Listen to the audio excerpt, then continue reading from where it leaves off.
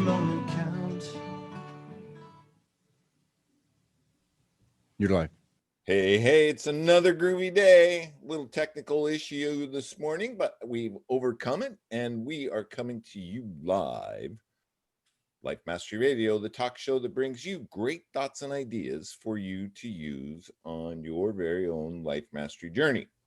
As I said, it's a groovy day, and why is it a groovy day? Well, the biggest reason that it's a groovy day is I get to hang out with one of my BFFs, Jackie Bailey. Jackie, welcome to the show. How are you today, my friend? I am doing pretty good. It's an icky, rainy morning here in the Pacific Northwest, but not going to let that dampen the spirit, right? It's good. Life Mastery Radio Day. One of my favorite days. I don't know about you. We get to rub elbows with some really cool people, and we have a really cool guest for you today.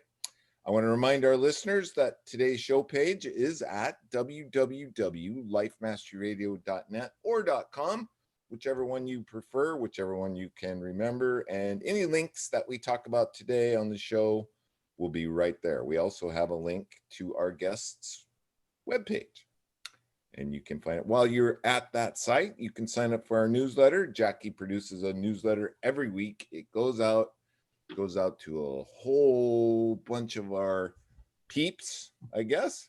And it talks about who's been on the show and who's coming on the show. And Jackie creates a blog post about the show every week. And she makes a lot of effort. It's really cool and very creative, Jackie. You're a very creative person.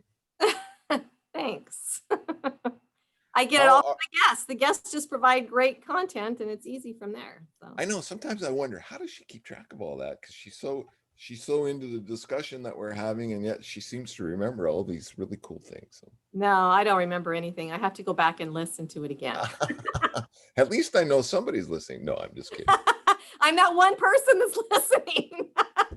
That one person. No, we know you're out there. We appreciate you tuning in, and we would really appreciate it if you would tell a friend about us, about the show, about the cool guests that we have on the show, the cool topics. What else? We do some really, and Jackie has some really cool stuff. She has the Speak Feed Lead project, speakfeedlead.org. Tell us a little bit about it while I share the Facebook watch party. Yep, I will do that. I have the stage. I could say anything I wanted to. Well, let me tell you a little bit about who I don't want to say target because that's a kind of a negative word almost, but who we're trying to help at the Speak Feed Lead project. For many years, of course, we have put these certain types of kids in categories. We call them at risk. These are kids who maybe are living with divorced parents or there's only one parent in the home. It could be that the parents are abusing substances, alcoholics, that kind of thing. It could be kids that for tragic reasons have been put in foster care, kids who are living at the poverty level in society, kids who are not good learners and perhaps they're dropping out of school. These are kids that we deem as at risk. And I don't want to minimize who these kids are, but I've heard from several psychologists and experts and other people in the last several months who are telling me that all kids now are at risk. All kids, because we're living through this pandemic, they're all feeling some social anxiety. They're all feeling like they're disconnected with friends and they're disengaged with education because it's a virtual classroom for many of them. And so right now, all kids are at risk. And at the Speak Feed Lead project, we're just trying to give them a stage, a virtual stage, if you will, to share what they find exciting about life or what they find challenging about life. Many of these kids don't understand their purpose and what they have to offer the world. So we're just trying to help them to discover those things through our courses, classes, workshops. And even this past summer, we gave a summit. And our guest today was one of those speakers at our summit. So that was really exciting. So go ahead and introduce our guest. I would love to. So as I said, as a nonprofit, I have been told by many, many people that the most important thing you can do as a nonprofit is to connect, connect, connect. And I joined a group of people called JV Insiders Circle, and I met Dr. L. He is affectionately called Dr. L because his real name is Ali Lankerani. He's from Iran, I believe. He's going to probably correct me if I'm not right. But he is a clinical neuroscientist, so he's a really smart dude. And he's an author or a contributing author in a book called Game Changer, written by Iman Egay. And he's twice voted one of America's top doctors.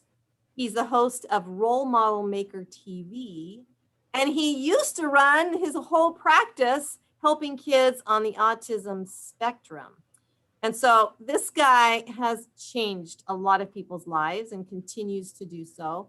His mission is to promote brain-based healthcare to support the safety, health, education, and productivity of new parents and their children. He's hoping to foster their optimum potential and their quest for personal fulfillment. So he and I, we're kind of on the same wavelength here and accomplishing it in different ways. So I would love for you to listen into our interview today as we talk to Dr. Lankerani or Dr. L. He is known as the Parent Whisperer. Welcome to the show, Dr. L. Wow, Jackie, that was awesome. The pronunciation and everything else. I'm so impressed. I told you she's very creative, right? Yes, she is. Well, thank you So for having me here. I'm us very from honored Florida, to be right? here. Sunny Florida. Yes, exactly. So I can't relate to most of the country that is in cold and snow at this point. But I do invite you guys, if it wasn't COVID, to come down, basically, and enjoy the weather. That might be a welcome invite. Yeah, right. That might be my joints. My joints might be able to. I was fascinated, Dr. L. I was doing some research. You've created a multitude of different content out there. But the biggest takeaway I was getting from a lot of it was just nutrition. And let me tell you a couple of things that I've experienced in my life. The first one was understanding hydration. That was a huge game changer for me in understanding that my brain wasn't functioning on totally up to par if I was dehydrated a little bit. And that led me to understanding how much water I have to drink. And I did some research, and I forget who it was, but somebody made the statement that 80% of our healthcare problems in the United States today are a direct result of lack of hydration. And then recently, we're going to come up to today's date. I've been experiencing, I don't want to describe it as being off balance or anything like that. It was just not trusting my footing, or maybe, and the only way I could really describe it was kind of like a little bit of vertigo, but vertigo, I wasn't dizzy, it was just kind of weird. And I'd been to the doctor a couple of times. And so this last time I went to the doctor, I explained to her what was going on, and this huge light bulb just went off in her head. I could see it. It was real. And she goes, I think you might be lacking in vitamin D. And I was like, really? It could be that simple? So I immediately left the doctor's office, went to the supplement store, found some really good vitamin D and took one, and boom. It was like that. I was blown away at how much I had my confidence back. My footing was, I didn't feel like I was going to fall over. I could put my underwear on without falling over for sure. Too much information. But it was just amazing to me how much nutrition plays a huge part in our brain's ability to function. There's my 2 stories for the day. I'll let you take it from there. I appreciate it. Actually, that kind of always brings me back to my clinic days.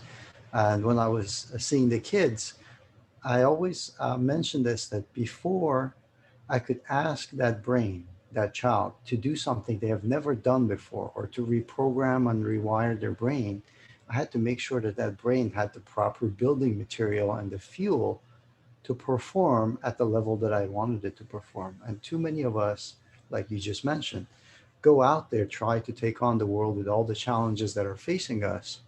And we forget that we're actually missing the building blocks and the fuel that we need for our day. And that's basically nutrition and water.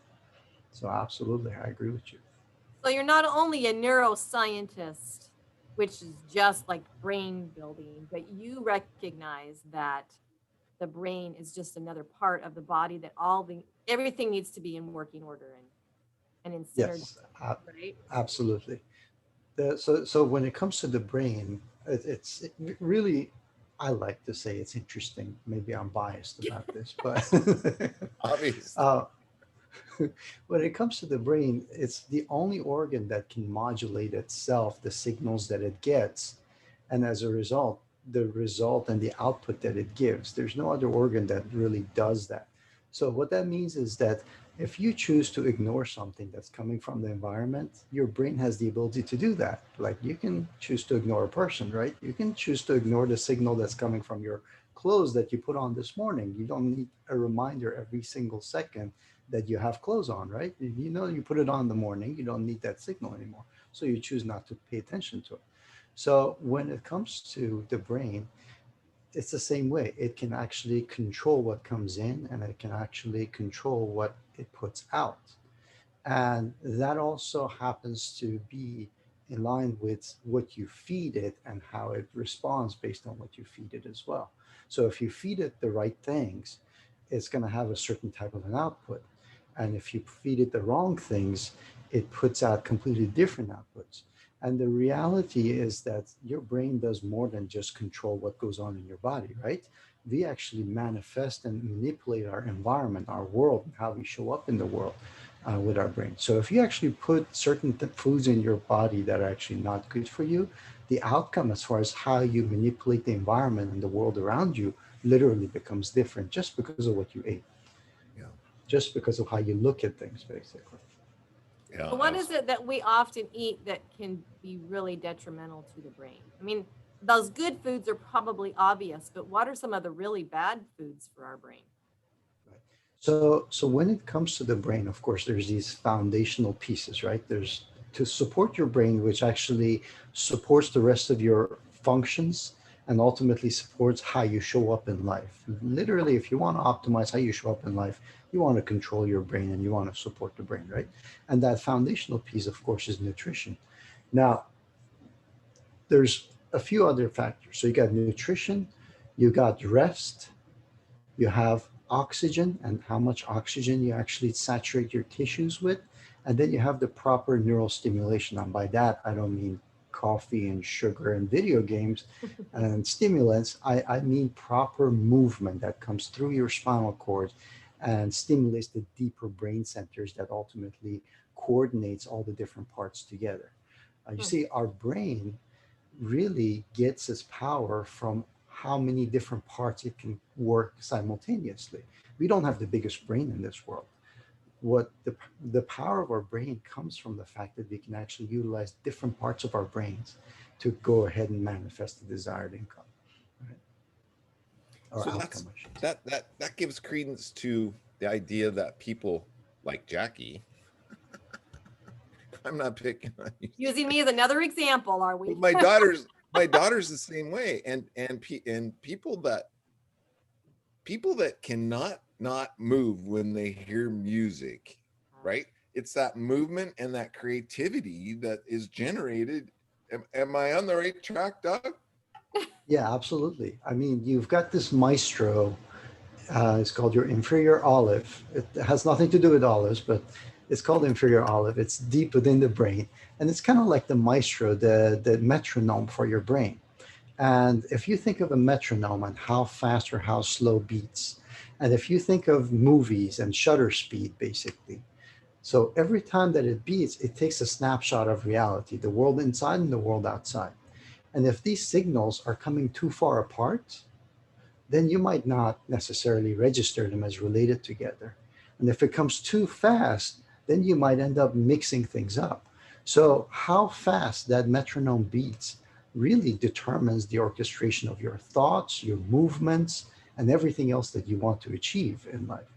So if that metronome is off, then you have a completely different perception of reality, and your response to that, to the actual reality, could be completely improper or different than the average person.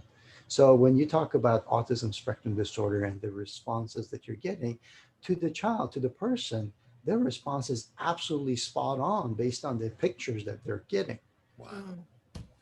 I've So never I've never heard it explained to me that way. And what that reminds me of, doctor, is I'm a big computer geek. I've been into computers from the very first inception, and computers have this thing called a crystal, which regulates its ability to process the information, and it has to be on cue and in time. And what you just told me, we really are some form of a biocomputer. I mean, if that thing is regulating the information that we're perceiving and the reality that we're checking, and it allows it to then be processed. Wow, I am exactly. blown away by that. So I want you to go back to what Jackie was talking about, nutrition.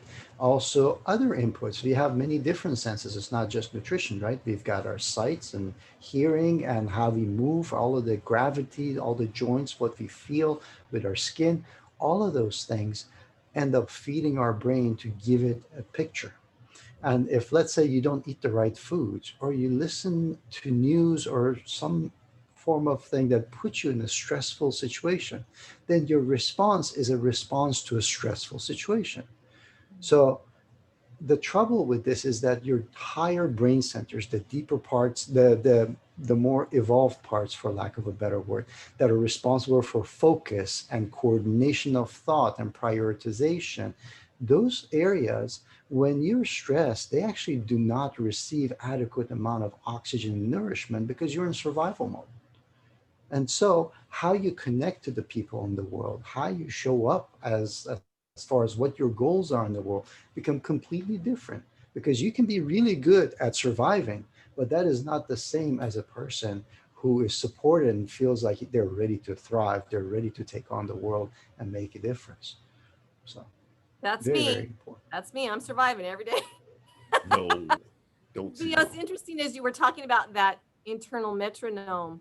And Tom was brought up, as much as whenever I hear music, I got to dance. But here's one thing that really bothers me at some places where that music is being played is the strobe lights. And if they have strobe lights playing going on while music is playing, I actually feel nauseous. It's like maybe my brain can't process the speed of incoming light quickly enough, and my physical body reacts to it in a bad way. My breathing changes, and like I said, I become really tense and not enjoyable. So that makes sense too, that these um, things that are coming from us on an outward way are also making a change in our internal perspective too. Right. So what you just described, Jackie, we were just talking about that shutter speed. What the strobe light does, it alters the visual field that you're getting compared to the movement and the sound and everything else. So when the light goes on and then it comes back on again, where your brain perceives everything should be, the light doesn't reflect that because it's discontinued and it's happening at a different pace, right? So then you have this cognitive battle that, okay, which one is right? Is it my eyes or is it the sound and the movement? And that's basically what you're feeling there. Yeah. So and this is really interesting because you might wake up in the morning and you might feel like, the world's problems are on your shoulder, is bigger than you can handle. You look at your day with dread. So when you think of things like that, oftentimes it actually has nothing to do with the day. It hasn't even started yet. It's basically what's going on internally. And then your brain looks for proof outside and says, aha, I've got this thing coming up today. That's why I'm feeling the way I'm feeling. And then connects the two of them together, even though there is no real physical connection between the two of them. So how you feel internally and how you take care of your body really changes your outlook on the world. but that's how we train our brain to think in the future too, right? Because that's a certain thought and a certain emotion coming together, and the brain says, oh, okay, this means this. And so the next time we feel that, it's going to be a bad feeling again, or a good feeling, as the case might be. Because And that what you're talking about, remember the metronome we talked about.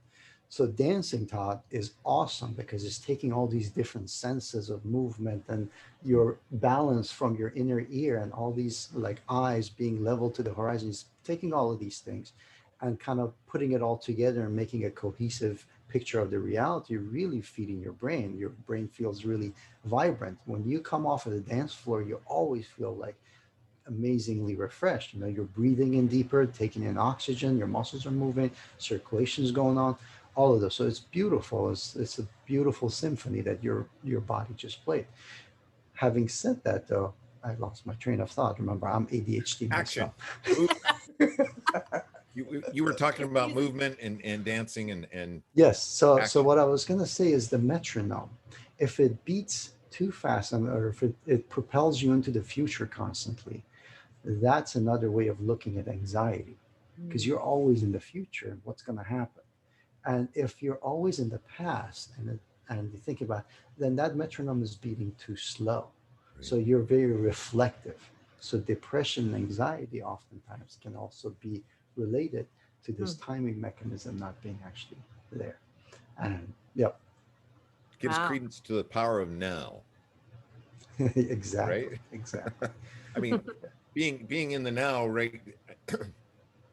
It must set that metronome up so it's a constant beat. It's aware of what's going on around us, and you're not worried about the past. You're not worried about the future. You're just present.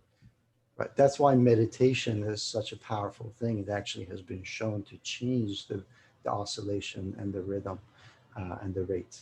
So definitely, you know, being in the Fascinating. moment is So the best So exercise. how push you is the can. brain different then for someone on the autism spectrum, that they have a different, seemingly a different reality from us? So that's a more complex question because most of these, my postdoctor was in neurodevelopmental disorders. So if you're talking about things that came from my lens, it's things that came as a result of something along the developmental line, basically.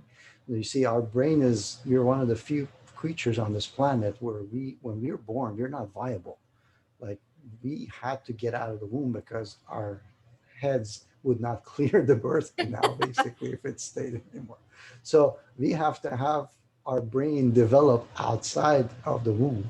And in that process, what we're exposed to and how the brain wakes up and develops makes a huge impact as far as, you know, the thing. So when you're talking about the autism spectrum disorder, oftentimes someplace in that development, there are things that alter its development. So usually what you would see on a surface level is this disconnection between different parts of the brain working together. Now, usually that comes because one part of the brain is not supported, whether it's a deeper part or a more surface part, it's not supported enough, it's not active enough. The trouble with it is that the more you try to actually go ahead and use it, the more fatigued it gets. So it gives out. Now, our brain is very, very smart. It tries to compensate for it. But the trouble is that, let's say, for instance, there's a part in the left part of your brain that is not up to par. Then the right side tries to make up for it, but the right side does something completely different. So a lot of times what you end up seeing in autism spectrum disorder is kids who have really, really savant skills on one end, and then other ones that are delayed, basically. So that is classic example of what's going on. It's like, in fact, most of the geniuses that we've had in history have been on the spectrum. Most of the accomplishments we've had in our history comes from this group of people, basically, Yeah, because I've of always that heard that and savant always skill. been fascinated. People like Da Vinci and Einstein and, you know, some of the great minds, Socrates, would, if they were in today's world, they would have been diagnosed with ADD or ADHD or maybe have been on the spectrum. So, doctor, that brings me to a thought that I've sometimes had is, because I heard you say in one of your other videos that it's becoming more and more prevalent in our society where where in the past it was 1%, and in today's world it's increased. So is this part of our evolution, or is this I a wouldn't product of necessarily our? call it evolution, but it's a product of lifestyle. So, yes, we do have a certain degree of aberration from quote unquote normal on that bell curve throughout history. That's how it's supposed to be, right? Anything, you got the main group, and then you've got the two variants on either side. But what happens is that as you go ahead and push lifestyle in a way where, like our values, for instance, since the Industrial Revolution, the academics, school system, when you think about this, most of the stuff is geared towards IQ, right? Mm. The productivity. And then very little of it has been focused on EQ, emotional quotient, right? Now, I'm just using that as as an Yeah. example, basically. But because of our focus, we have shifted the course of our, not evolution, but our lifestyle and how we conduct day-to-day life. And now we are not in, prehistoric times when survival and passing on your genes to the offspring is an issue, right? So these things can go on for far longer being passed down before they're really caught. So in this shift that we've had during the past few hundred years, what has happened is we have been focusing on one part of our brain being the one that is the money earner, the one that is, that drives us, that is a hallmark for success. And then while the other part has not necessarily been focused, cherished, valued, so on and so forth. So as a result, what ends up happening, especially now you fast forward in the latter half of the 20th century and moving forward, now our lifestyle is drastically different. Even if you look at the millennials versus the likes of you and me, who were born in the last century, what ends up happening is it's very different, that lifestyle, and is speeding up. So that is the biggest culprit or the explanation for it. And there's not any one specific thing in this lifestyle, but when you put it together. But ultimately, if you go back to how we have evolved over thousands of years with our brain, being those four things of nutrition and rest and oxygenation and proper neurostimulation coming in the form of movement, those are all different now. The air is different. How we conduct our day-to-day life causes our postural issues, can alter our breathing. Oxygenation is different. Our rest and the screens, that is different. Our movement is different. We are basically a society where we are going from a car seat to a stroller to being carried to so we don't move like we used to.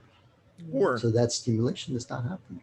or even exposed to information, right, that can affect our EQ and our IQ. I read somewhere that I'm exposed to the same amount of information in 1 hour that my great grandparents were exposed to in 1 year. Right. And that has to be a major player in it all Wow. too, because that information has the ability to affect my well-being, my understanding, and my emotions. Absolutely. And the thing is, you get exposed to this information, it does make its print on the brain. Mm. But ultimately, the ones that you do use are the ones that are going to strengthen the neural pathways. And the ones that you don't use, they're going to get pruned out. There's a great pruning process that goes on with kids. We have all these neurons and we don't need all of them. They take up too much resources. We need all the space for the the parts that we use in our brain. So if we end up not using something that used to evolutionarily be very important for us, then we prune that part out because Well, our modern lifestyle doesn't require it. But then it causes problems in the rest of our body that's not caught up to it yet. yeah. Well, That's this makes it so clear for me why your programs are important to new parents, because you've got a lot to teach them about how to make sure they're providing these healthy um, situations or opportunities for their kids. So tell us a little bit about how you work with parents to help their children. Well, you're empowering the parents as well. You're teaching them how to create this lifestyle that is now going to help their children to be as successful. So tell us a little bit about how you do that. So first of all, I do recognize that, and everybody should recognize this, that although we have neuroplasticity throughout our entire life, there is this window before the kids reach their teenage years.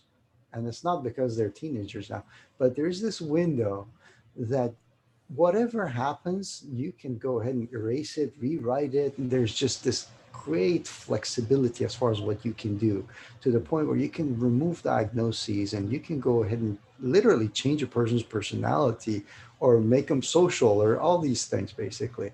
Things that you attribute to your kids that, oh, you know what, he just is not a social person, or you know what, he is just not good in math. Those things that you just brush off as this is how he is, literally there's this window before they're teenagers that you can actually change that. That is really, really powerful when you think about optimizing a person's life and their potential and what they can achieve in life. So I'm very passionate about that.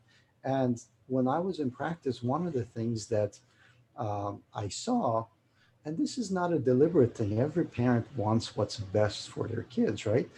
But sometimes the parents inadvertently get in the way of their kids' progress, basically. Yeah. Whether it's their own lifestyle, their own mindsets, and things like that. So in the process of working with the children, it was very, very important to also work with the parents alongside to understand how they can support, how they can empower their children.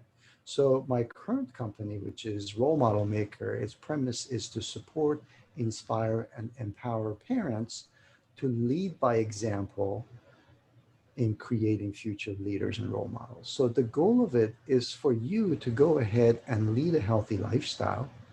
And because, as I mentioned at the beginning of the show, Todd, that when your brain looks on the outside, it chooses how things are, and then it internalizes it. It will do that. It'll assume that that is the normal way of doing things. And so it goes ahead and internalizes that and makes its entire being such that it's catered to having that optimum, healthy, thriving lifestyle. One that's designed to connect to people, one that's designed to be healthy, one that's designed to, take your mission and fulfill it. Well, Jackie, there's probably no help for me. You're past your prime. I'm past.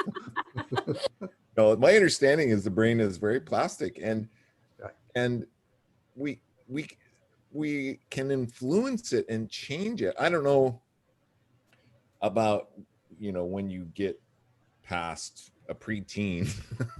I don't know, but my understanding is that it's constantly evolving, and you can I reprogrammed my brain in my 40s, early 40s, to not be addicted to alcohol anymore. I mean, when I read, because I went to treatment 3 times, when I read that the 12-step program actually rewired the brain of people that were involved in a 12-step program, I was convinced that was my solution. And that article was in Reader's Digest, and I'll never forget it. It changed my whole outlook on how I was to approach addiction and everything else in my life, really.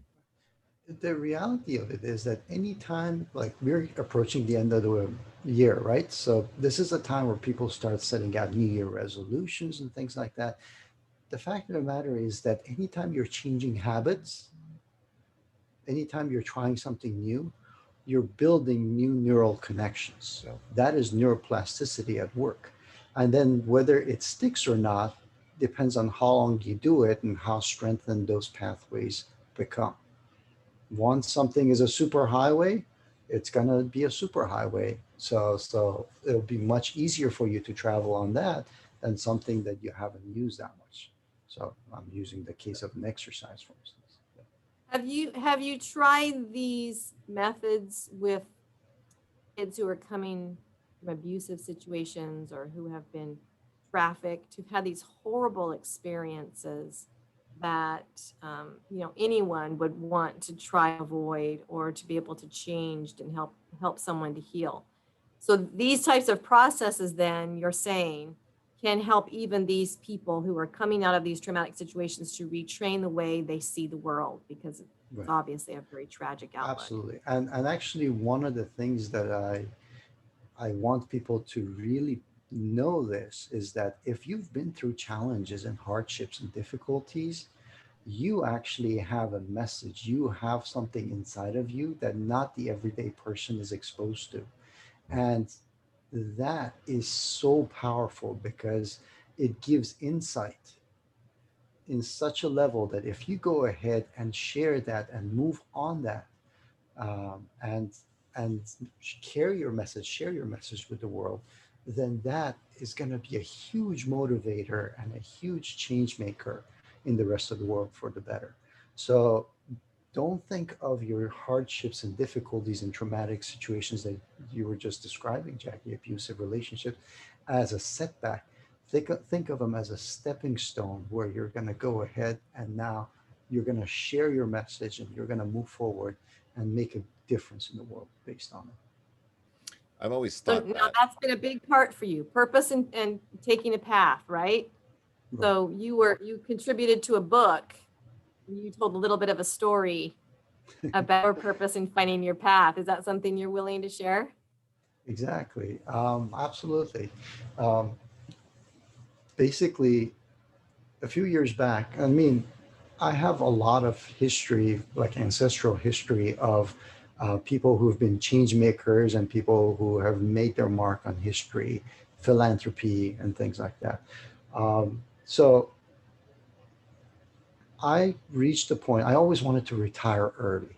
I wanted to retire at like age of 35. I don't know why. Well, I mean, I know why, but you can read the book. It talks about it. But the bottom line is that I reached the point where I achieved a lot of milestones that I had set out for myself to do early on. And when I got there, I'm like, okay, there's got to be more to life than this. And that's basically where this awakening happened, where I realized that, you know what? I need to use the success by itself doesn't mean anything, and failure by itself doesn't mean anything. It's what you do with it. Whether you make a mistake or whether you're correct all the time, none of it really means anything unless you do something with that. Use it as a stepping stone to go ahead and fulfill a mission, a purpose.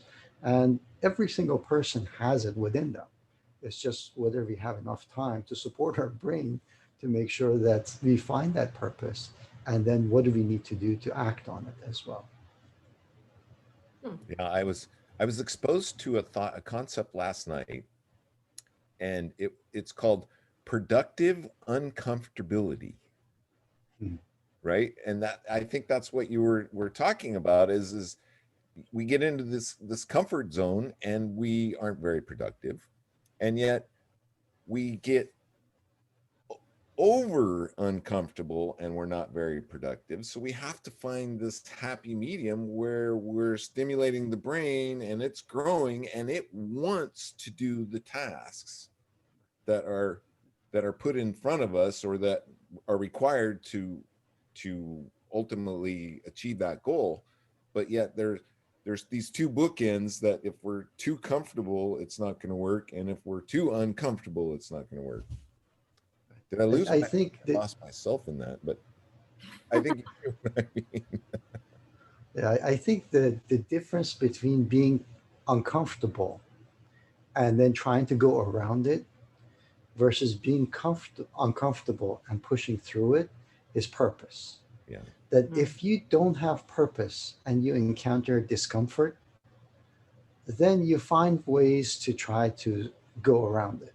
Whereas when you are on purpose, you know you're going to encounter discomfort, and you know that it serves a purpose for your purpose to go through that discomfort. So you go through it sometimes glad and willingly to do so, Yeah. and it makes a big difference. Then, so my next thought was, what you were saying was, if you're caught up in negativity, like negative news and negative influences in your life, you're less likely then to take a step forward to stimulate the brain. Is that kind of what you were? No, referring you're to? getting stimulated either way. But the impact, the effect that it has on your body is a completely different mechanism. You see, you have two different systems in your body, one that's supportive, one that is responsive or reactive. Reactive. Okay. So the two systems are called your sympathetic nervous system and your parasympathetic nervous system. So the sympathetic nervous system is your fight or flight system. Mm. It's the one that we have been evolutionarily given so that we can address stressful situations. Your biochemistry, which organs and which systems and which muscles and where the blood goes, all of those things, completely different than when you're in your parasympathetic system, where it's a rest, digest, healing system.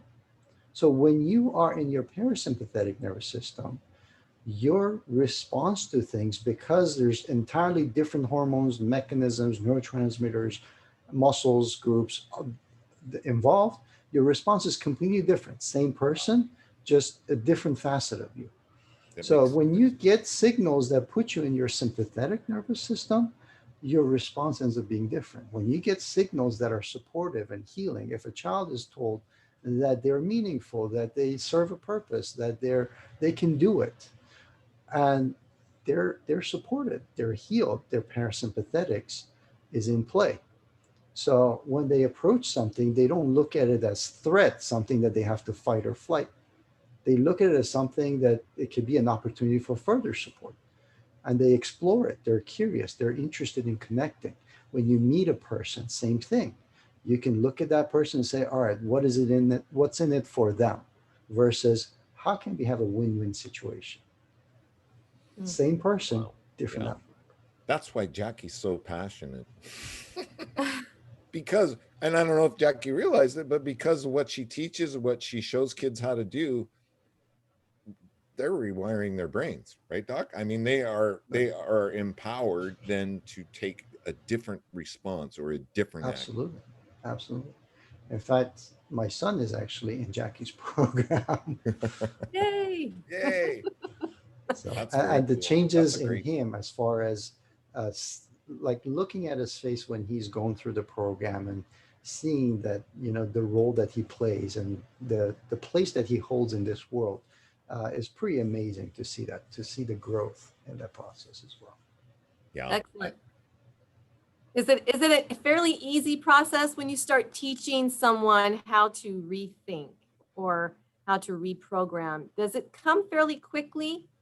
And Yeah, are there any success stories you can tell us about people that you've worked with who came from one situation and were able to heal and move forward? absolutely. Because brain is so multifaceted, meaning that you can affect things.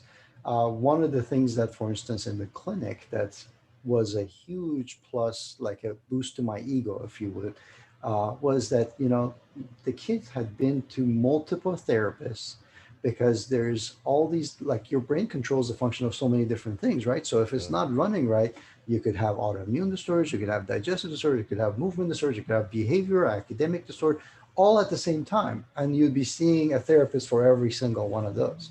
Yeah. But then if you address the single cause, all of a sudden, all these other things disappear without really actually going and saying, all right, well, let's go ahead and address your autoimmune problem.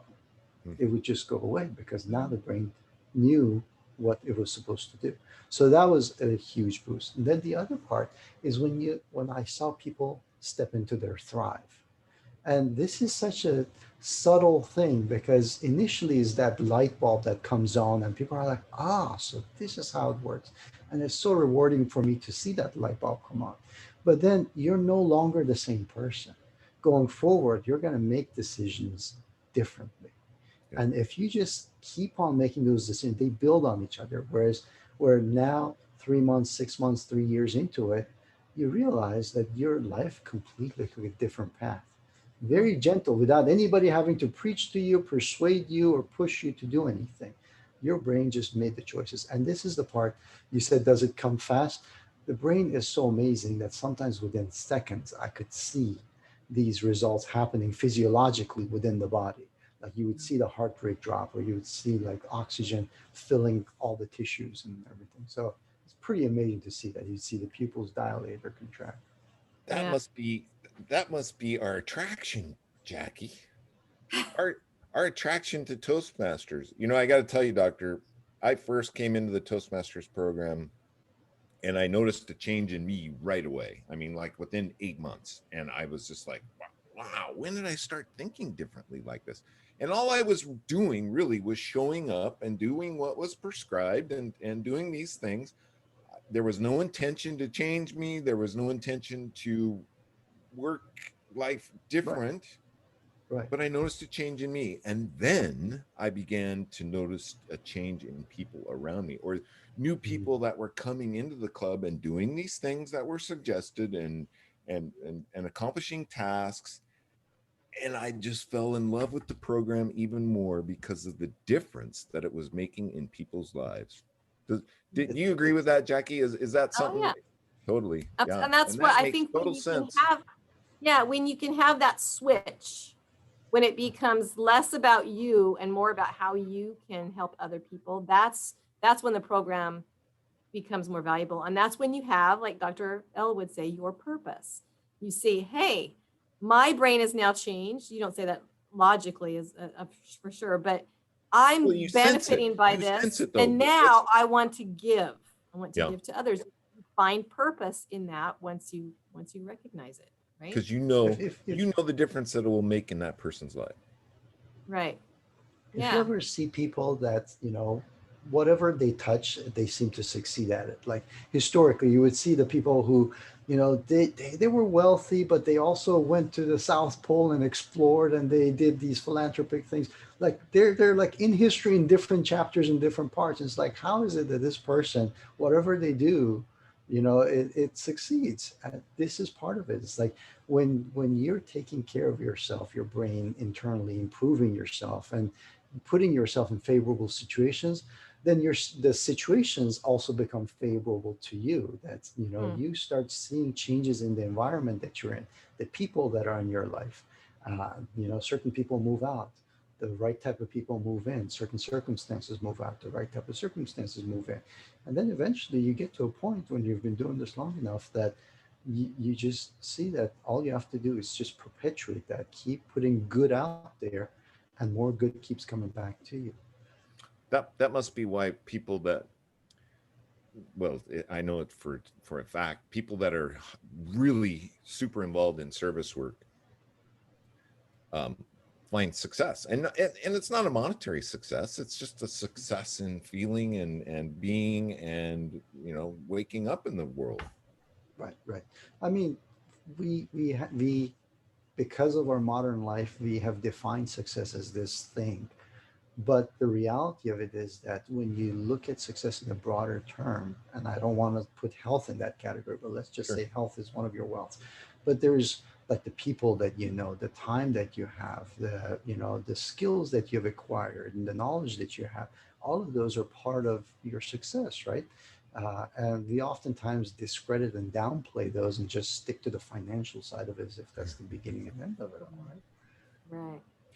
Yep. Oh my goodness, my friends, we only have a couple minutes left. I want to thank you, Dr. L, for coming on the show today and My showing up pleasure. as you. I am just totally blown away. This is a really cool show. And if you're out there listening, tell your friends about this, because I think we gave a lot of great information and some great content for you and your life I was management. going to mention if anybody's interested in learning more about this stuff, we have an event coming up, not this weekend, but the following weekend, which is called Role Model Lifestyle Mastery.